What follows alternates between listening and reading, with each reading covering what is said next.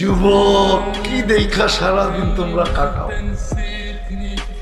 এই দুনিয়ার অর্থ কি, সত্য কি, নর্ত কি, গায়িকা সাইকা?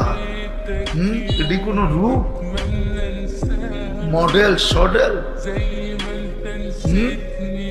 কি যুবক, রাগ হয়ে গেল? ঠিক না?